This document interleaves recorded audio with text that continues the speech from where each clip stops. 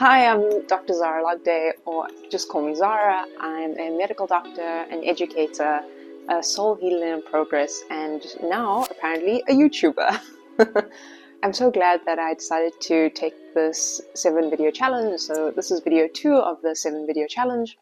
So I did this video a couple of times, and I filmed it post-call one day. Or actually, that's not true. I filmed it one day after work at around 6 or 7 o'clock in the evening. I was dead tired. I just wanted to get the video out. I had done my first very random video in my ICU on a post-call day, because that was the first challenge, is to just break the ice. I remember I did everything. I got a camera stand with a ring light. I got this very cool lapel mic. It actually worked surprisingly well. I managed to get it at one of my local tech stores. And I thought, oh, you know what, it's going to be great. I'm going to film these videos. It's going to be a raging success. And I'm going to be super happy with the outcome. So I got everything ready. I scripted all my talking points. I came home one day after work. Now the second video. My first video is me in the ICU on a post-call morning, just trying to break the ice for my channel, because you know what, first video down, it's going to be easy. I'm going to smash this. So I went home one day after work. I set up my light. It's now 6 or 7 o'clock in the evening. I was dead tired. I was operating the whole day. And I thought, oh, you know what, it's going to be great. I'm going to set this all up. I'm going to do my first video, and it's going to be a raging hit. It's going to be a smash. I must say I had a lot of fun filming the first video. I got dressed up in my scrubs, and I had a shower, and I started talking in front of the camera. And I was quite happy. I thought the background looked fairly decent. I thought I was saying the right things. And I watched it, and I edited it. I spent the whole night editing it. I managed to get a 10-minute video that I had filmed down to 3.5 minutes. So not great. A lot of pauses. I showed it to my friend the next day at work, and she said, you look really tired. And I thought, shucks, if a friend of mine is saying I look really tired, and admittedly, I didn't have the energy to do this video properly. I really was extremely tired. But I thought, let me just get this video out and we're good to go. So I must say, I filmed this a couple of times. I must have filmed about 3 or 4 times to myself. And I'm hoping that this is the last time that I'll be filming to myself, and this will be the one that I actually post. I ended up doing a whole segment where I did an hour-long video just talking to myself, going through my background and my story, and how I ended up getting here, and why I started this YouTube channel. Not for anyone else, but just for me, because I think it was really important to recap where I started and where I am now.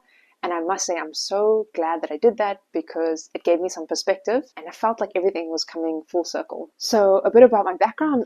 Like I said, I'm a medical doctor.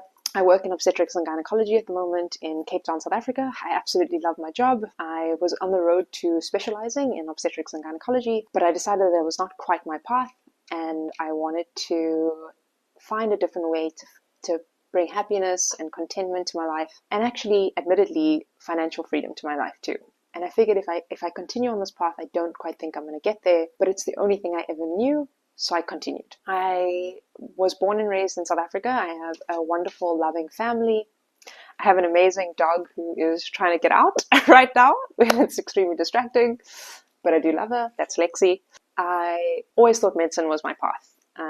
It was the easiest thing. I had everything mapped out. It was really easy to, study really hard and get the great grades and get into medical school and finish that and decide, oh, it's great. I'm going to become a specialist, and I'm going to fly high, and I'm going to be in this very prestigious job and role, and it's going to be amazing, and I have so much contentment. And as each year went on, I realized that it wasn't giving me the happiness and contentment that I was expecting to get out of medicine. Now, don't get me wrong, I do love my job. I work in women's health and wellness, and it is something I am incredibly passionate about. I think we don't talk enough about our bodies, what is normal, what is not normal, what are variations in between. And so that is one of the things that I'm really passionate about. But I always felt deep down inside that there was something more that I wanted. And so I went down a bit of a rabbit hole, and it actually started with a mindset change first, because I thought through what it is that I wanted, And the first way to do that was, what are my actual goals? What do I want my life to look like in the next 5 years?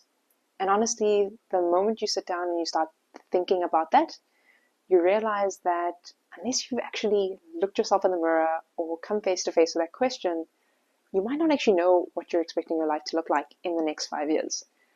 And when I started this journey, that's exactly what I did. And one of the first things that I started doing was meditation and positive affirmations and yoga and more sort of spiritual wellness and healing. And I'm very much still on that path, because at the time when I was starting this, I was becoming a bit frustrated with my job. I was extremely tired. I was extremely burnt out. And if anyone is a doctor or works in the health profession, I'm sure you can understand the long hours and the burnout and the fatigue and the emotional exhaustion that comes with working as a doctor or as a medical practitioner in a hospital. And so I just wanted more for my life. And so I went down this path and I said, okay, well, if I want more for my life, what are the things that I can do? And I can teach and I can build a course and I can develop a digital product, because this is what you get told online, is that if you develop a digital product, you can make lots of money and that will give you financial freedom. And so that's exactly what I did. I developed a website and I developed a little course and checklist on burnout, and I posted it on my website, and I was, and that's where it ended. That's it. That's the end of the conversation. I realized that it takes a lot more than that in order to get recognition, to get your product out there. And I was looking at what are the other ways that I can do something to get a product out there that I know can be helpful, that can be meaningful. So I went down the other way, and I looked at social media, and I looked at Pinterest and Instagram, all these things. What's a carousel, and what makes a viral video, and how do I generate leads? And it's the first time that I've ever had to look at any of this, because I'm a doctor, and what business do I have looking at in social media in order to generate leads and funneling and digital products? I was completely beyond my depths and my scope, and I had no idea what I was doing. But admittedly, that journey got me here. I fumbled, and I tested out a couple things, and I watched a couple more YouTube videos, because that's what you do when you're trying to make money and launch your product. You go onto YouTube and find some quick solutions. And the reality is that there are no quick solutions, and I do know that. I think I was so desperate to get out of the space that I was in that I just wanted to jump on something that I thought was going to be a hit idea. I came across a couple of channels, and one of the channels that I came across was a channel by a YouTuber called Nisha. I really enjoy her videos.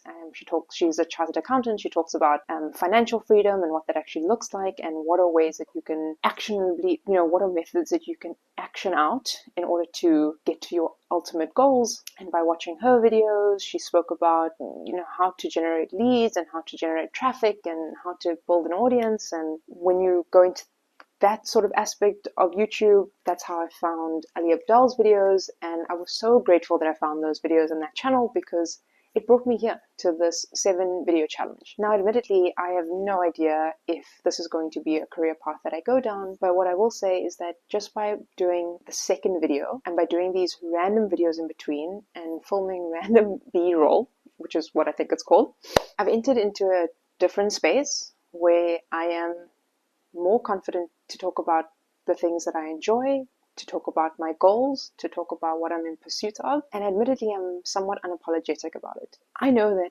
this area of social media and YouTube is a difficult road to go down, and I don't necessarily know that this is what I want to do for the rest of my life, but there's something about sitting here and talking to a camera, and maybe talking to an audience, maybe talking to 10 or 15 people who may end up seeing this video.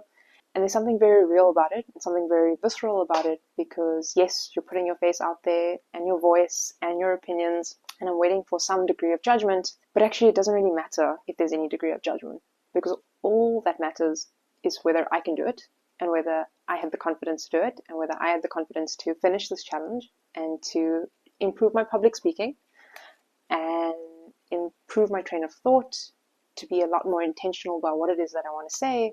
And maybe along the way, if it resonates with someone, I'm very happy about that.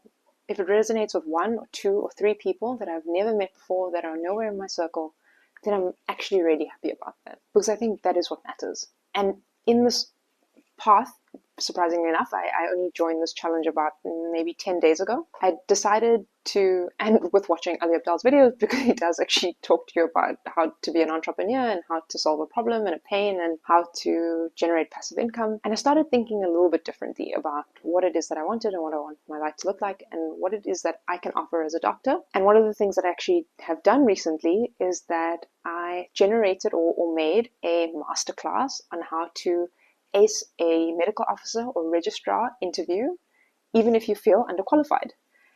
And it basically walks you through how to do a CV and how to interview for a medical officer or a clinical doctor job in South Africa. And the reason I did it is because I was chatting to a friend of mine who's currently looking to interview for a job, and she showed me her CV and she talked to me about how she's not really confident and she's not really good at selling herself. And I thought, if you're having this problem and I know how amazing you are, I can only imagine there are tons of junior doctors out there who feel the exact same way. Maybe I can offer them a solution or a service. And I never in a million years thought that I would do a video to post online to talk to junior doctors over a camera, over a masterclass, about what it is that they could do to improve their chances of getting a job by curating their CV and being better at the interview process. And so I sent out a poll on Facebook to a group of junior doctors, a couple thousand junior doctors, and I was amazed at the response that I got. I got tons of DMs and I sent out a poll and I got tons of responses on this poll saying that, yes, I'd love to know what to do in an interview. And I was so happy. I was so happy that same night I started putting together a masterclass series. I put together some slides, I put together some talking points, and actually I filmed that masterclass just before I filmed this video. And I felt so good about it. I really felt like I can offer something and help someone. And again, even if it helps 10 or 15 people, that is amazing, because it's 10 or 15 people that were not in my circle that needed a solution to a problem that I was able to offer them. And that feels so good to say. And it honestly has created a completely different mindset for myself. I'm very curious to see where this goes, but in just a couple of weeks, I've seen a huge amount of progress, and that is amazing to me. So I'm Zahra. I am incredibly passionate about teaching and education and women's health and burnout, but also about developing a life that feels right to you, about having confidence in yourself, about positive affirmations, about knowing what your skills are, knowing who you are, and being yourself authentically, not trying to show up for anybody else other than yourself, not trying to prove anything to anyone other than yourself, because I think it's a big part of this world that we live in. There's always someone to compare ourselves to. There's always someone that we need to impress. There's always someone that we have to show up for. Admittedly, I was an extremely shy and anxious kid who thought too much about what everybody else thought of her. And every now and then that shy and anxious kid comes out. And I must say, when I did this first video, the very first recording that I did, I felt like that shy and anxious child. But here I am, doing my second video, not doing it scripted, because actually that was the best way to do it. And I'm so happy that I've gotten to this point, and I'm so happy to hopefully do the third, the fourth, the fifth, the sixth, the seventh video and post it in a very meaningful way. So to Ali Abdaal and your team, thank you so much for creating this 7-video challenge. I'm really happy to have done it. I'm really happy that I stumbled upon this challenge in your channel, and I'm really looking forward to making the next couple. So thank you so much. And to any of you who have not yet posted your second video and you've joined the challenge, please just post it. I'd love to hear what you have to say. I'd love to see your editing skills, and I'd love to see some tricks and tips that you've hopefully learned along the way that can help me move forward.